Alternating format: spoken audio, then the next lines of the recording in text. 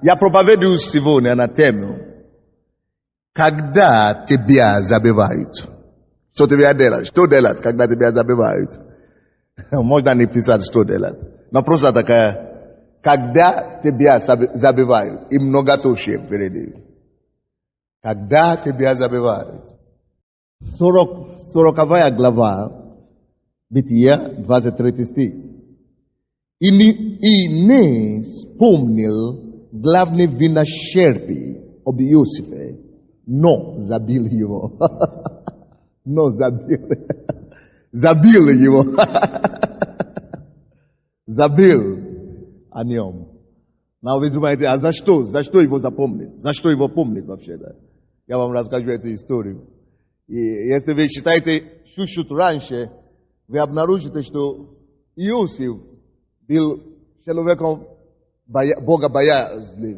боящийся, но который из-за того, что он не хотел грешить с женой начальника, жена начальника хотела побить с ним, а он говорит, я верующий. Верующие такие вещи не делают, потому что я боюсь Бога моего, и потому что я не хочу грешить против твоего мужа.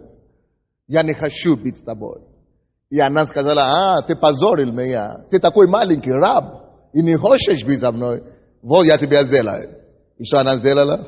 Когда он хотел убежать от нее, она взяла его одежду и оставила у себя. И показала начальнику, то есть мужу, что муж, этот раб, который взял наш дом, хотел быть со мной. И я не разрешила ему, и когда я закричал, то он убежал. Но при его попытке убежать, я взял его одежду. И, конечно, муж разозлился и говорит, что за оскорбление с моей женой, ты раб. И взял этого верующего Иосифа и положил в тюрьму, посадил, короче. Это было очень больно, правда? Это очень несправедливое решение, несправедливая тюрьма. Но ничего, он был верующий, и написано, что Бог был с ним, даже в тюрьме. Поэтому благодаря тому, что Бог был с ним в тюрьме, Бог ему дал такую мудрость и дал дар истолкования снов. Вы знаете, что есть разные дары духовные, которые Бог дает людям. Допустим, когда я стою здесь и говорю, что у кого-то есть... Сейчас Бог мне показывает, что у кого-то есть в зале проблема с веной. Я не знаю, это не расширение вен, но возле вашей колени, вот с этой стороны, левой ноги, и тянет вас, как будто тянет вас, это мейса или что такое. Есть ли такое в зале? Да, положите руку и скажите, Господи, именем Иисуса, я принимаю свое исцеление. Есть другой человек, сейчас Бог мне показывает, у кого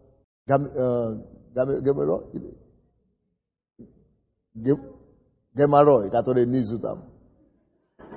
Какой? Геморрой. Да, геморрой. Есть такой тоже человек. Не надо поднимать свою руку. Только стильно так доберитесь сюда, чтобы сосед не видел. Положите руку на себя, и Господь исцеляет вас. Да, не надо поднять руку, я же говорю. Вы скажите, Господь, я принимаю свое исцеление. Допустим, это тоже есть дар. Это есть дар слова знания. Дар Духа Святого. Когда Дух Святой живет в человеке, он может проявлять себе несколькими путями. Когда мы знаем то, что мы не должны знать. Когда Дух Святой открывает. Это и дар Духа Святого. И у Иосифа был дар от Бога. Его дар был разъяснять или растолковывать сны. И были с ним в этой темнице, тюрьме, два человека, которые были раньше государственными деятелями, которые были правыми руками царя, фараона. Один из них винопир, да? Виночерп, и другой кто? Хлебодар. Хлебодар, тот, кто приносит хлеб фараону, и другой, тот, кто наливает ему вино. И они были, наверное, что-то делали неправильно, и их посадили. И они были в одной тюрьме с Иосифом. И однажды Бог дал им обоим в один день сон. И они не могли истолковать эти сны. И Бог дал Иосифу истолкование.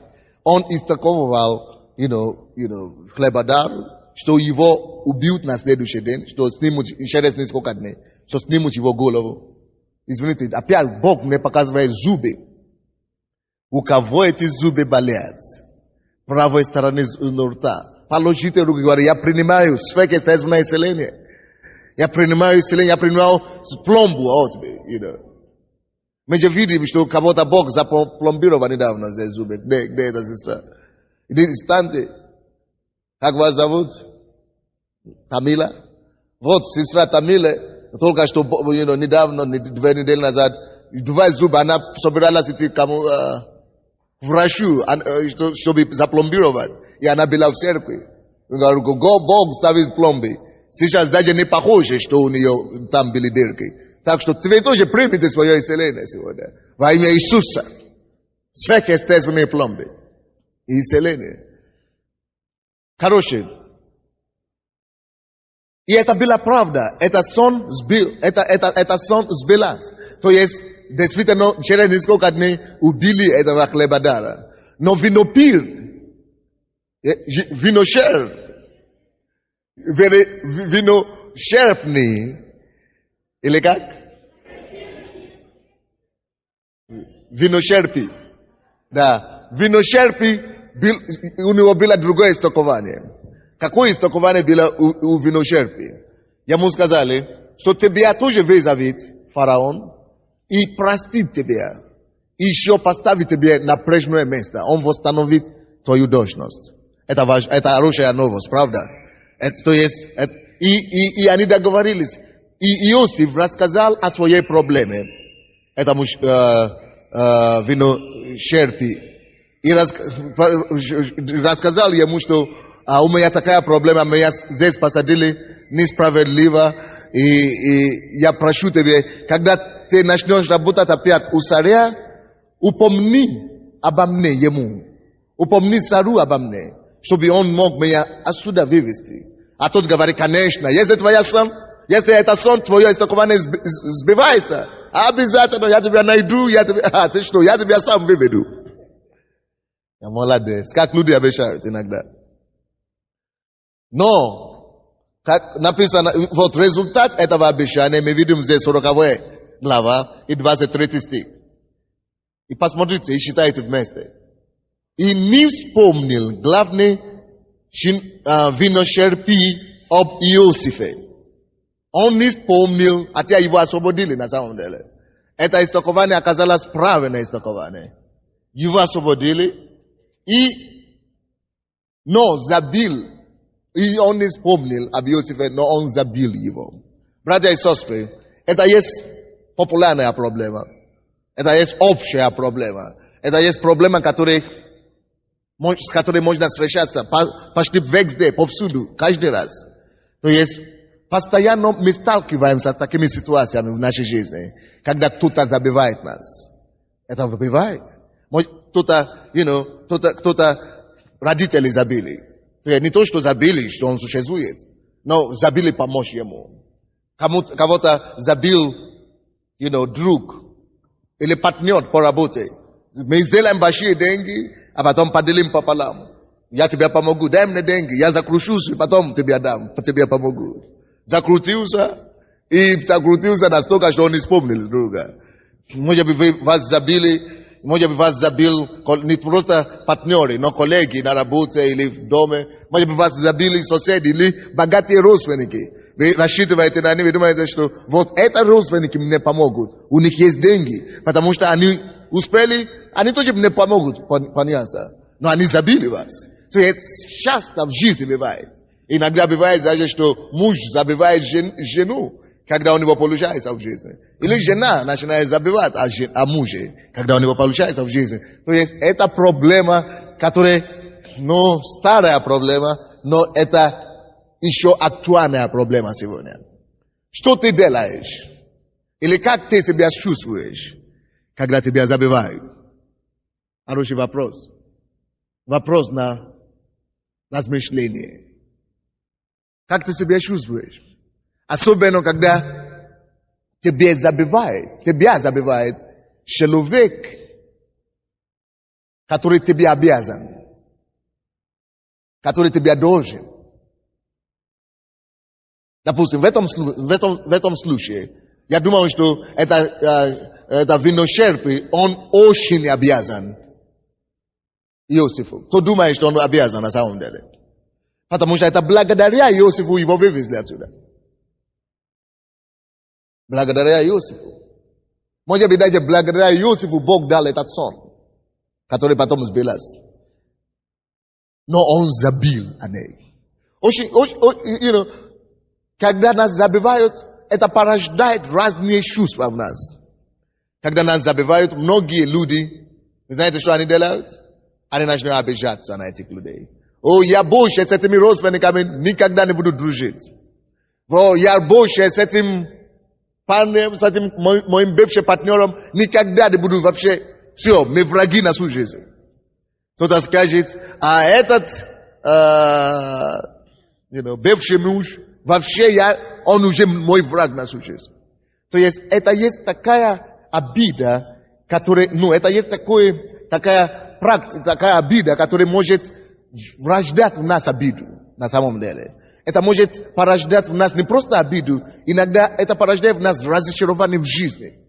Некоторых людей, потому что их забили, они их забили когда-то, они теперь вообще никого не хотят верить. Это тоже порождает в нас неверие в людях. Это порождает в нас такое чувство, что у меня уже ничего не получится. И нежелание идти вперед. Разные чувства бывает, когда нас забивают. Очень много, наверное, бывает случаев, когда парни забивают от девушка. Они обещали, они гуляли вместе, встречались, а потом мы поженимся, а потом вдруг его нет, он исчез. Или наоборот, девушка забивает от парня, она исчезла. И мы очень часто носим это чувство раны в себе. Обиженные, злые на весь мир. Но это не то, что Бог хочет, чтобы мы имели. Это есть нормальные чувства, это не нормальные чувства, когда вас обижают, но это очень распространенное явление. Когда вас обижают, вас забивают. Но, братья и сестры, это не всегда плохо. Скажи, это не всегда плохо, когда тебя забивают. Это не всегда плохо.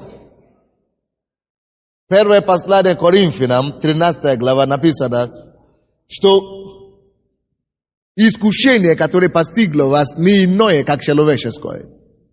Это то, что происходит со всеми людьми. Это то, что происходит с разными людьми. То есть, это не иное, как человеческое. Это искушение не иное, как человеческое. То есть, это бывает. Это люди такие. Люди несовершенные.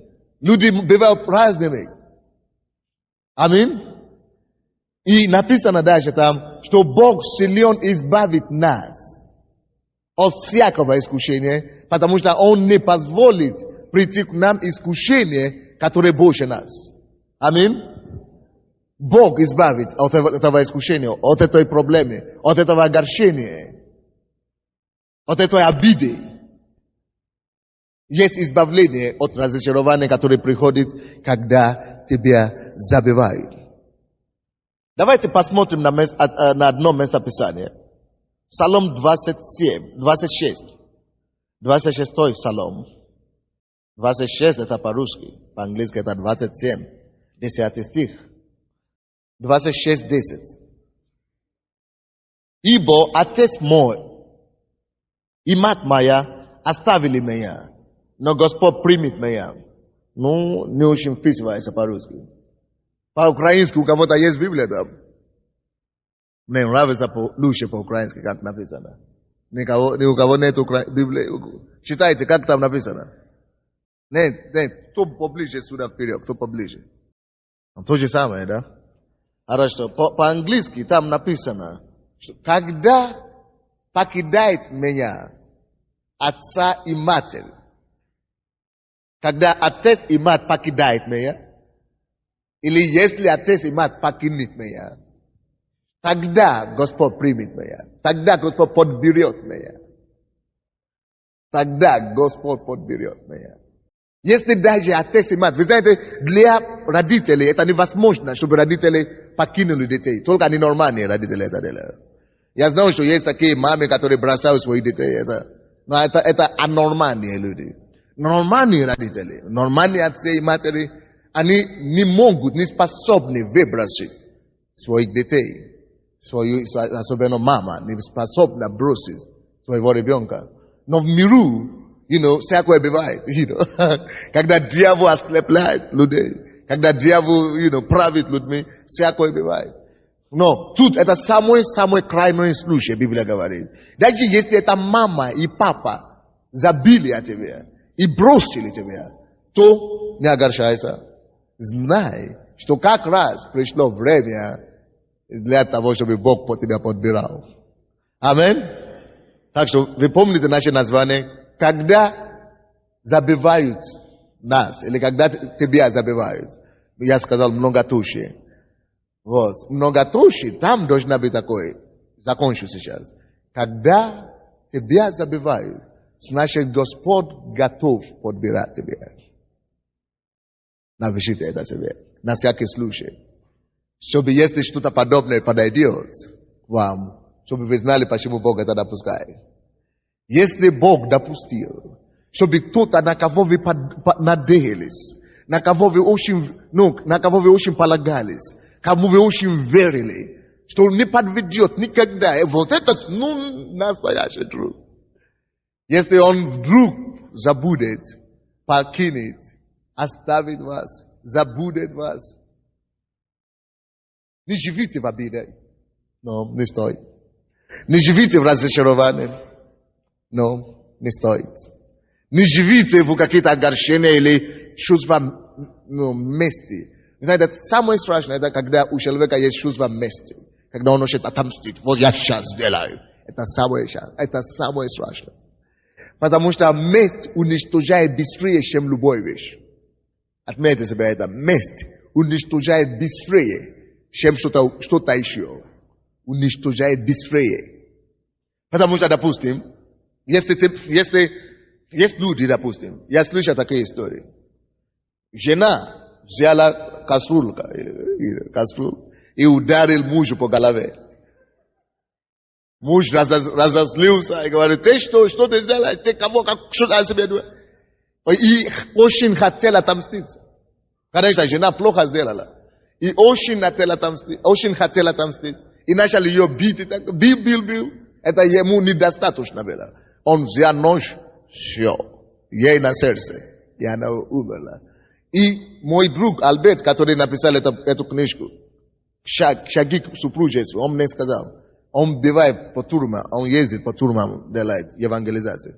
И он говорит, что он видел, где-то либо 50 или 60% убийств, которые сидят там, содерживаются в тюрьме, это убийства, которые были совершены, потому что они хотели отомстить за себя. Допустим, кто-то пришел домой и видит, что другой мужчина лежит в постели со своей женой. И берет что-нибудь и убивает. Он не знал, что убьет. Месть разрушает быстрее, чем любого греха. Месть может тебя разрушить. Так что никогда, вообще не позволяй этому чувству мести прийти в тебе. Никогда. Я знаю женщины, которые стали проститутками только из-за чувства мести. Потому что когда им было 16-17, кто-то огорчили, кто-то разочаровали. Они стали, И я знаю, что вот это чувство, когда тебя забивают. Вот это есть одно из чувств, которое больше и быстрее всего порождает в нас месть. Когда нас разочаруют, когда нас оставляют, когда нас бросают. Это очень часто это порождает в нас чувство мести. Но, братья и сестры, да, возможно, тебе и удастся отомстить этому человеку. Возможно. Но слушайте сюда.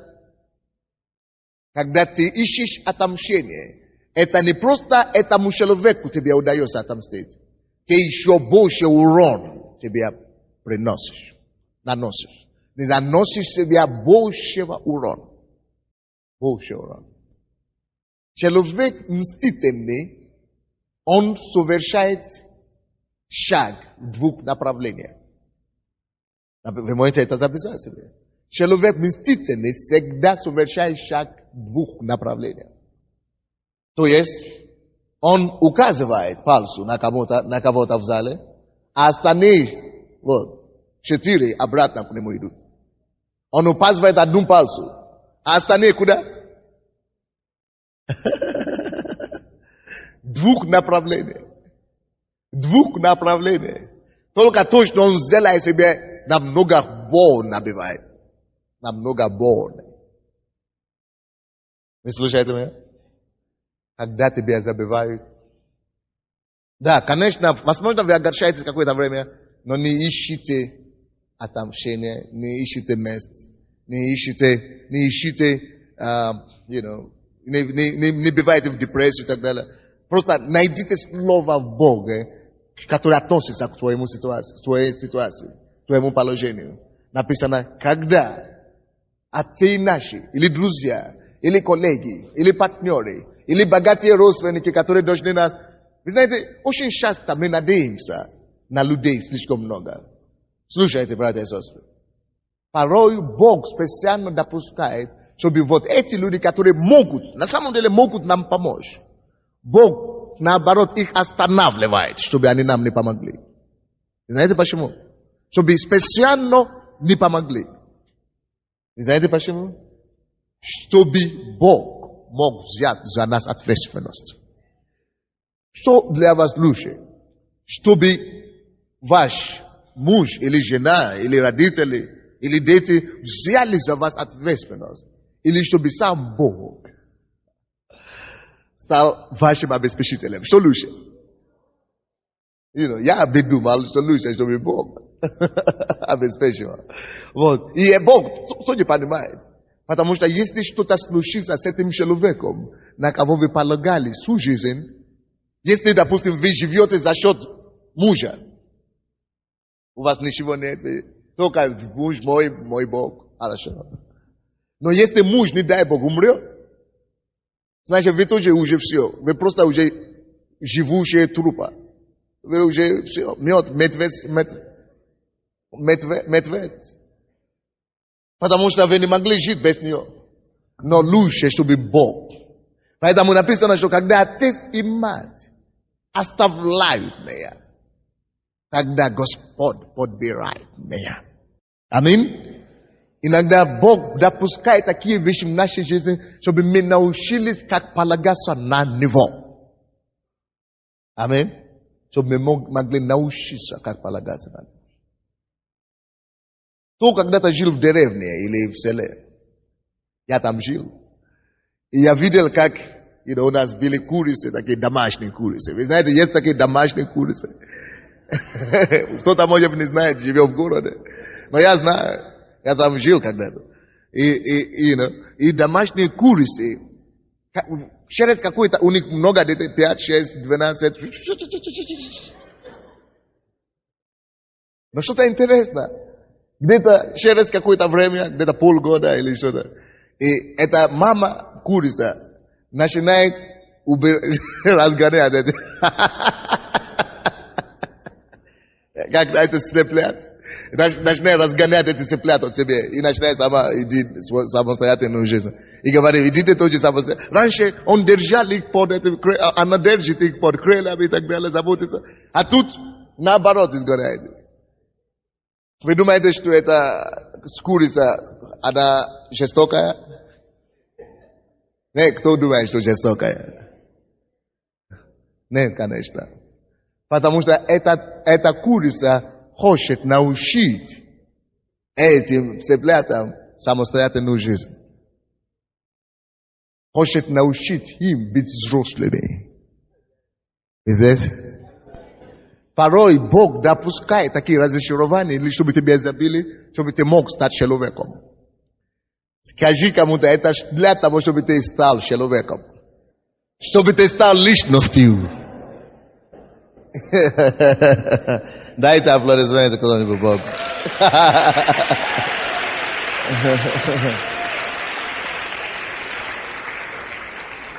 Чтобы ты стал личностью. Потому что Бог, Он никогда не забудет тебя. Давайте откроем Псалом 9 Псалом. 9 Псалом. Так, я говорю, Господь никогда не забывает нас. Потому что когда наши друзья, родственники, близкие оставляют нас, тогда Он подбирает. Посмотрите еще раз, 9 Псалом, 10 стиха. «И будет Господь прибежищем угнетенному». Вам лучше в таких ситуациях положить свою веру в кого? Господа. И кем Он станет для вас? Убежищем. Если вы перестанете обижаться на мужа, если вы перестанете обижаться на родственников, если вы перестанете обижаться на жену, вот он виноват за то, что у меня такое. Мама виновата, папа виноват. Слушай, успокойся. Если ты перестанешь обижаться на кого-то, вот на мужа, на папу, на маму, на родственников, и станешь уповаться на Господа, написано, Господь Бог сам станет убежищем для тебя. Он станет убежищем для уповающих на Него. Бог станет убежищем. Вы, конечно, знаете, что такое убежище. Это крепость. Безопасность. Убежище, когда мы становимся, когда мы начинаем уповаться, надеяться на Него. Так это не все. Прибежищем во время скорби. Бог становится прибежищем во время скорби. Дальше. И будут уповать на Тебя, знающие имя Твое. Знающие имя Твое. Мы теперь знаем Бога. Поэтому Бог нам дает слышать эту проповедь. Чтобы мы познали Его имя. И чтобы мы могли уповаться на Него. Так? Потому что Ты не оставляешь ищущих Тебя, Господи. Аминь. Когда вас оставляют, начните искать Господа. Ибо Господь не оставляет ищущих Его. Не оставляет. Невозможно. Это против Его природы. Это против Его естества. Бог не оставляет ищущих Его. Вот каким образом вы пришли в эту церковь? Кто получил ответ на молитву или на свою проблему после того, как он пришел в эту церковь? Все. Хорошо, давайте послушаем. Почему Бог вас направил в церковь, где учат Слово Божие, где получают чудеса и знамения, где Бог делает чудеса, где Он исцеляет, где Он освобождает? Это потому что вы, наверное, искали Бога где-то. Может, православная церковь, может, свечки какие-то. Вот. Потому что Бог видит это сердце, Он видит искренность. Бог не оставляет ищущих. Вот. Потому что Бог видит это сердце, Он видит искренность. Бог не оставляет ищущих. Он откроет себя. Он откроет себя. Благодаря тому, что Бог видит наше сердце, Он видит, насколько мы искали Его. Поэтому Он нас привел в церковь, где мы можем Его познать. Потому что Бог не оставляет и не забывает ищущих Его. Так что Бог тебя не забудет. Но когда люди забывают тебя, это есть время искать Бога. Это есть время, это есть подсказка для тебя. Когда кто-то тебя оставляет, разочарует, оставляет, забывает, бросает, это есть подсказка начинать искать Бога. Это есть что? Подсказка начинать искать Бога. Это есть что? Потому что Бог уже, это значит, что Господь уже проявляет интерес в тебе. Это значит, что Господь уже проявляет, Он уже принимает решение быть тебе прибежищем. Поэтому Он тебе дает сигнал, чтобы начинать искать Его. И для того, чтобы ты мог быть в этом прибежище, Он позволяет, чтобы кто-то тебя разочаровал. Он позволяет, чтобы тебя оставили. Он позволяет, чтобы тебя бросили, чтобы Он мог тебя подхватить и ставить тебя в Его прибежище. Скажи, слава Богу. 11 стих говорит, и будут уповать на тебя, знающие имя Твое, Господи. Потому что Ты не оставляешь ищущие Тебя, Господи. Живущие на Сионе, возвещайте между народами дела Его, ибо Он взыскивает за кровь. А если кто-то несправедливо, вот как виночерпи, несправедливо забили тебя, разочаровал тебя, что он, бросили тебя, угнетали тебя, написано, Господь взыскивает за кровь. Он есть отмститель, не мы. Он есть мститель, не мы. Бог есть мститель, но не мы. Если даже кто-то тебя обидел, обижал и так далее, до смерти, отдай это Богу. Скажи, Господь, я не буду искать самому отомстить этому человеку. Нет. Я сам не буду отомстить. Господь, Ты произведи суд на него. А написано, что Господь не просто произведет суд, Он будет взыскать его. Он взыщет их. Очень часто мы даем дело милициям. Что милиция производит как-то розыск. И розыски никогда не бывает. Не находят. И часто не находят. Но Бог, кто из вас знает, что Божий розыск всегда эффективный? Всегда эффективный. Мои первые 8 месяцев на Украине я был ограблен. Моя квартира была ограблена 4 раза. 8 месяцев только жил. И 4 раза меня ограбили. Я первый раз сообщил милицию. Потому что я работаю на телевидении. Директор говорит, нет, надо сообщить милицию. Я сообщил, хорошо. До сих пор ни слуха, ни муха, ни нуха. Я думаю, ни муха говорят. А оказывается, ни нуха говорят. Ни нуха, ни слух. Ни туха, ни дуга. Ни духа. Ни духа, ни что? Да, ни духа, ни слуха. Ни духа, ни слуха. Я сказал, Господь, я понял. Я же верующий. Все. Пускай милиция забивает, но я отдаю их в Твои руки. Я отдаю их в Твои руки. Потому что Бог взыскивает за кровь. Он ищет, чтобы отомстить. Он найдет. Он свой розыск высвободит, когда ты отдаешь в его руки. Аминь. И после этого, вы знаете, что Бог начал делать? Бог начал приводить мою церковь воров. Начал спасать их по одному. И это для меня устраивает. Это меня устраивает. Я не хочу, чтобы они сидели в тюрьму и выходили и стали еще ворами. Пускай придут покаяться. Станут лучшими братьями и сестрами.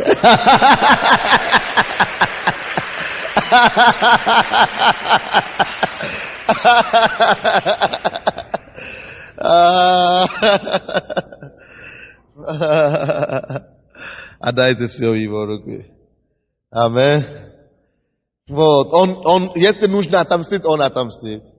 И написано, он помнит их. Он помнит тебя. И не забывай вопли угнетенных.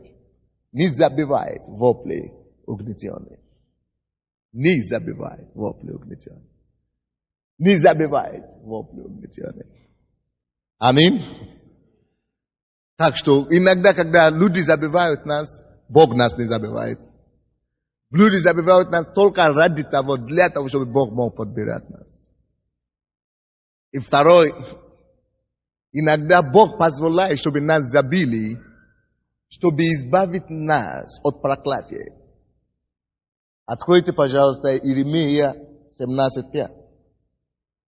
Иногда Бог позволяет, чтобы нас забили, чтобы нас покинули, чтобы нас оставили. Чтобы о нас не помнили. Знаете почему? Чтобы разрушить над нами проклятие. Чтобы избавить нас от проклятия. Согласно Иеремии 17:5. Так говорит Господь, написано. Проклят человек, который надеется на человека, и плут делает своей опорой, и которого сердце удаляется от Господа. Если человек делает другого человека своей надеждой и опорой в жизни. Это еще не страшно. Только беда ждет его, потому что Бог может его не подбирать. Но еще страшнее. И это становится проклятием. Слушайте внимательно теперь. Послушайте. Когда человек не просто делает человека другого опорой в своей жизни, но если он начинает делать человека своей опорой и плод своей надеждой, до такой степени, что он начинает удаляться от Бога, что мне Бог не нужен. То есть зачем мне Христос, зачем мне церковь, зачем мне Бог? Тогда автоматически человек впускается в проклятие. Автоматически. Поэтому и написано там, какой стих, 7 стих, да?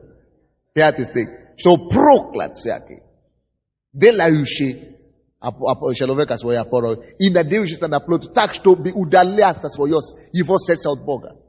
Вы знаете, есть такие люди. Допустим, одна женщина, она в инвалидной коляске сидит. То есть, она инвалид. И верующая из церкви подошла к ней. И говорит, женщина, сестра, женщина, как ее зовут там? Придите в церковь. Мы помолимся за вас, Бог исцелит людей. Примите Иисуса. Но зачем мне Иисус? У меня муж есть. Мой муж это мой Бог. Граница, ее понимание не больше того.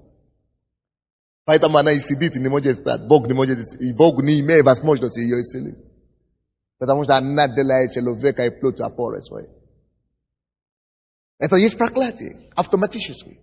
Допустим, наша семья, когда я был маленький, 6 лет, я ходил в школу, и машины обслуживали нас. Наш первенец, мой старший брат, он был уже в это время директором Института международного отношения. Это не как здесь, который зарплату маленький получает. Там он профессор, он получает много денег. И нам было обеспечено все.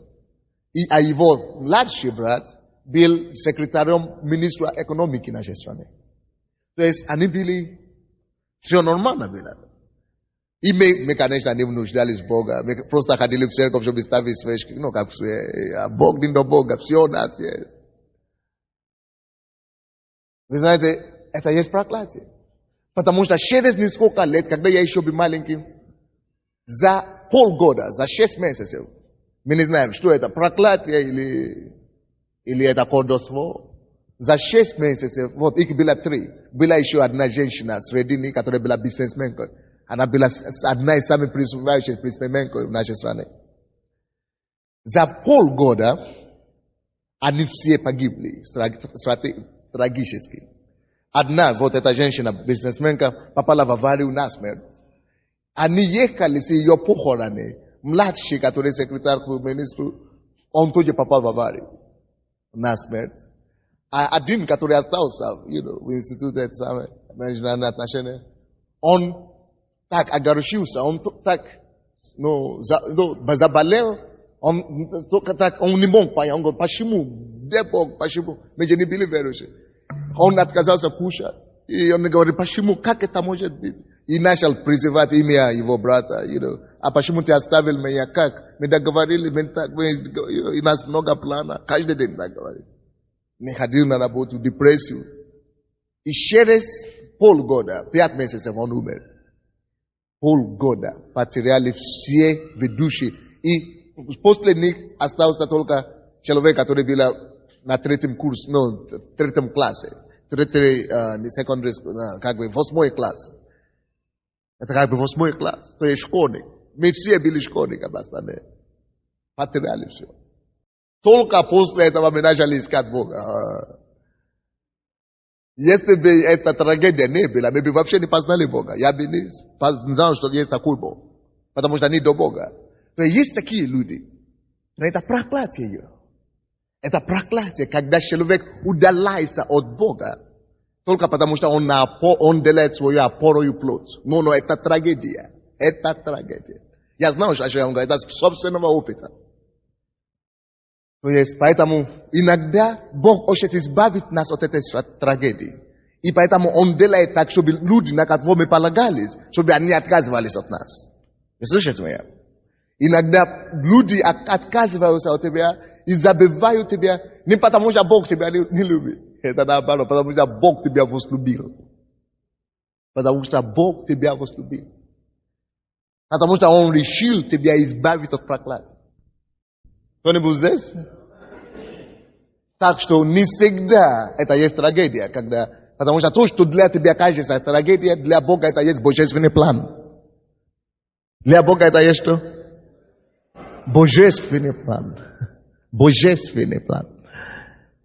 Так что скажи, слава Богу, что обо мне забыли.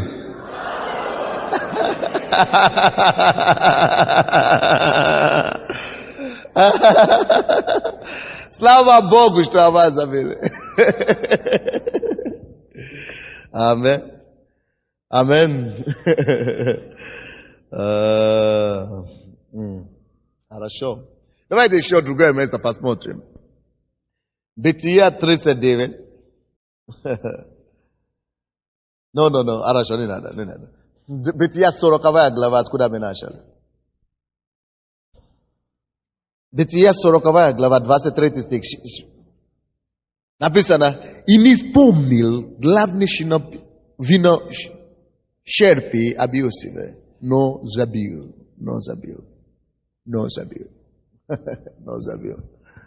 Слава Богу, что он забил. Слава Богу.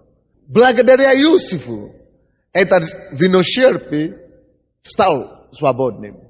Он получил положение и должность опять. И забил Иосифа. Но слушайте сюда, есть кое-что там интересное. Слава Богу, что он забил.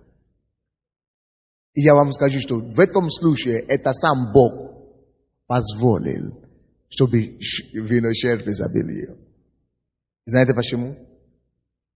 Потому что человеческая помощь всегда ограничена. Человеческая помощь всегда имеет границу. Если он мог, если бы он вспомнил его, он мог бы помочь, но только настолько. Но Божья помощь, в отличие от человеческой помощи, безграничная. Понимаете меня? Я вам докажу это. После того, как его забили, по-видимому, Бог хотел вернуть Иосифа к месту, где он начнет опять полагаться на Бога. Потому что, вы помните, когда Иосиф сказал этому виночерпию, чтобы он вспомнил о нем. Вещи там написано. Что когда тебя царь поставит высоко, вспомни обо мне. Он ищет человеческую помощь. Он делает человека его надеждой. Он ищет избавление с этой тюрьмы от человека. Он думает, он полагается, вместо того, чтобы просто использовать свой дар, просто использовать это и не просить помощи. Очень часто многие из нас, даже проповедники, даже лидеры в церкви, очень часто мы начинаем использовать свой дар для личной симпатии, для личного благословения. Есть такие люди, которые говорят, я помолюсь за тебя, но ты мне дай $100, $1000. Я помолюсь за тебя, но ты мне дай 10% или 20% от своей зарплаты. Дай мне лично. Я помолюсь за тебя, когда Бог сделает, что ты сделаешь мне, а мне что? Подаришь мне костюм. Бог не хочет, чтобы мы были такими. Это то, что Богу еще нужно было исправить в Иосифе. Поэтому Бог знает, что это не время ему выйти с этой тюрьмы. Кто вы слышали? Бог знает, что у него еще есть характер, несовершенный характер. Поэтому Бог знает, что ему еще надо побить там чуть-чуть. Чтобы дошло. Но вам не надо бить там, потому что мы уже проповедуем, сразу доходит. Так что живите по этому слову. Короче, И Бог, с одной стороны, не хотел, чтобы он использовал свой дар, чтобы просить помощи у людей. Но с другой стороны, Бог хотел, чтобы чтобы Иосиф всегда полагался на него. Всегда полагался на него. Потому что до того времени Бог во многом проявлял себя Иосифу. Давайте посмотрим 39 главу, посмотрим пример того. 39 глава, 21-23 стихи. 39 глава, 21-23. И Господь был с Иосифом и простер к нему милость. Видите, что Бог сделал? Простер милость к Иосифу. Это еще раньше до того. Ибо Господь был с ним. Когда Господь с тобой, Он всегда посылает сам милость к тебе. Вы слушаете меня? Когда Господь Бог с тобой, Он сам сверхъестественно будет посылать милость тебе. И даровал ему благоволение в ушах начальника темницы. Он давал благоволение, потому что он был с ним. Аминь. 22 стих. И отдал начальник темницы в руки Иосифу всех узников, находящихся в темнице. И во всем, что они там не делали, он был распорядителем. 23 стих. Начальник темницы и не смотрел ни зачем, что была у него рука, потому что Господь был с Иосифом. И во всем, что он делал, Господь давал успех. Видите, Бог был всегда с Иосифом. И в это время тоже, когда тот забил о нем, Бог был с ним. И благодаря тому, что Бог с ним, Бог хотел, чтобы он знал, что я, который был с тобой и дал тебе благоволение в ушах начальника. Я, который был с тобой и поставил тебе начальника в тюрьме. Я, который всегда был с тобой, я еще с тобой. На меня смотри, на меня надеялся. И я покажу тебе, и я сам выведу тебя из этой тюрьмы. Я сам тебя избавлю из этой тюрьмы. Я сам. Поэтому он позволил и сделал так, чтобы этот виночерпий не вспомнил. Аминь. Потому что Бог хотел, чтобы его надежда была всегда с ним. Еще одна причина. Если бы это виночерпий освободил бы Иосифа оттуда, Иосиф бы благодарил кому? Кого? Виночерпий. Но Бог написано в Исаии, что он свою славу не поделит ни с кем. Аминь. Он поэтому, даже если он хочет использовать этого виночерпия, он это сделает так, чтобы ты все равно понял, что это Бог сделал, не виночерпий. Но в данном случае, если бы это виночерпий сам вывел его, он бы сказал, что это виночерпий сделал.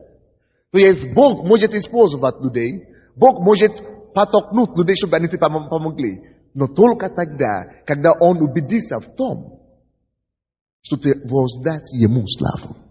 Мы благодарим людей, но Богу воздаем славу. Вы видите разницу? Но тут он хотел дать свою славу. Виночерпий. Аминь. Но еще одна причина. Самая главная причина. И почему я вам сказал, что когда вас забивают, вам повезло или что я сказал? То есть, не всегда плохо. Когда вас забивают, не всегда плохо. Это хорошо, что вас забили. Вот сейчас я вам скажу главная причина. То иногда хорошо, когда нас забивают. Его забил, это виночерпий, оставил его там в тюрьме. Но Бог, когда Божье время пришло, когда Бог вспомнил о нем, он не просто вспомнил. Написано, Бог дал, так как он дал вот этому виночерпию сон, таким же образом он теперь дал начальник главы страны, то есть фараону, царю дал сон. Тут же никто не мог растолковывать. И пришлось призвать Иосифа. И вы знаете, кто призвал Иосифа? Виночерпий. Чтобы он не был. То есть теперь это уже таким образом, чтобы он не воздал славу, что это он его освободил. Но фараон узнал о нем через виночерпий.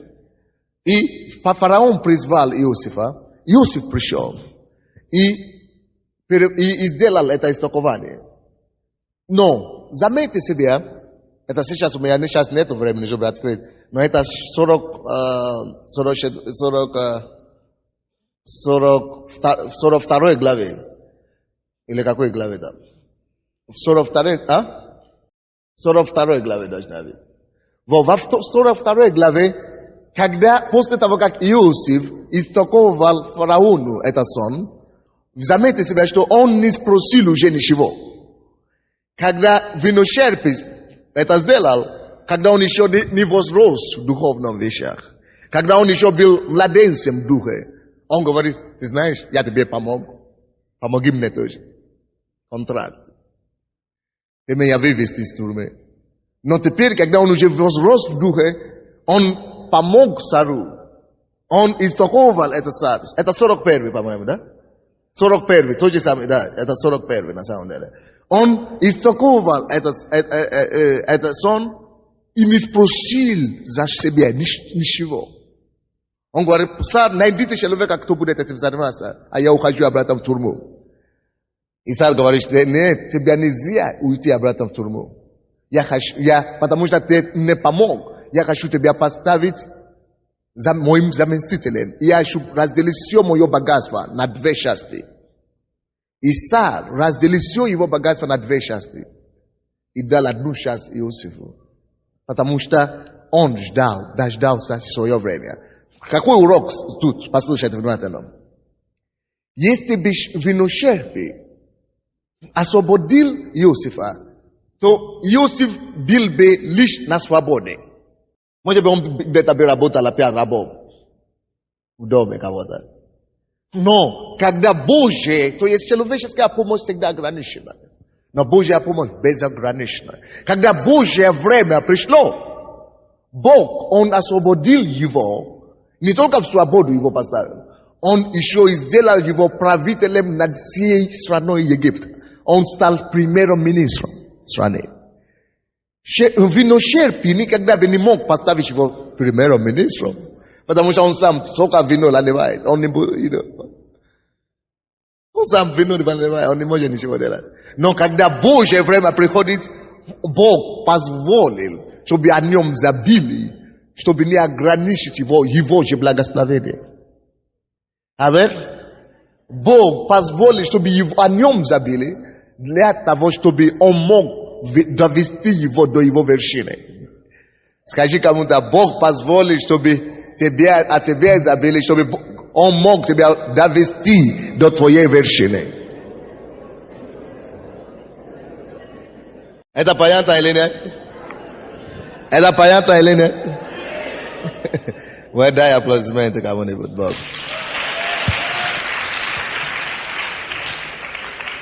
Аминь. Скажите, пожалуйста, после того, как Бог освободил Иосифа, кто теперь должен кому помогать? Кто теперь должен кому помогать? Иосиф стал автоматическим начальником над виночерпий. Автоматический начальник над виночерпий. Аминь. Так что слушайте сюда. Когда тебя забивают, это потому что Бог готовится подбирать тебя. Когда тебя забивают, это потому что все, Бог помилован над тобою. И Он носит тебя воздвинуть голову. Вы здесь? Поэтому не позвольте обиду проникнуть в ваше сердце. Не позвольте огорчению войти в ваше сердце. Тем более не позвольте мщению, мести подойти к вам. Не позвольте. Не позвольте. Давайте преклоним нашу голову и скажем Господу, я прощаю всех. Я прощаю всех, кто обидел меня. Я прощаю всех, кто забил обо мне. Я прощаю всех, кто огорчил меня. Я прощаю и опускаю всех, кто забил меня. Я прощаю всех, Господь. Я благословляю их. Я не буду отомстить. Я не ищу Божьей мести. Я не ищу мести, Господь. Я не ищу отомстить сам. Я доверяю Тебе все. Я доверяю Тебе возвышение мое. Я доверяю Тебе, Господь, мою жизнь. Я доверяю Тебе, Господь, твою жизнь. Я хочу, чтобы вы знали, что вы не поняли эту проповедь до конца еще. Вы поймете после того, как вы послушаете в кассетах где-то 3-4 раза еще. И не только эту проповедь, вообще. Когда я проповедую, вы думаете, все, кажется, что все понятно. Не все. Не все еще. Поэтому мы продаем аудиокассеты и видеокассеты, чтобы все стало понятно. Ну, давайте преклоним нашу голову дальше. Просто поговорите с Богом о своей жизни. Скажите, Господь, я не хочу делать человека опорой больше. Я не хочу делать плотью упование мое больше. Я хочу уповать на Тебя. Я хочу доверять Тебе за свою жизнь. Помоги мне, Господь. Я жду возвышения только от Тебя, мой Господь. Только от Тебя, мой Господь. Только от Тебя, Господь. Только от Тебя, Господь. Только от Тебя я жду возвышения. Будьте благословенны.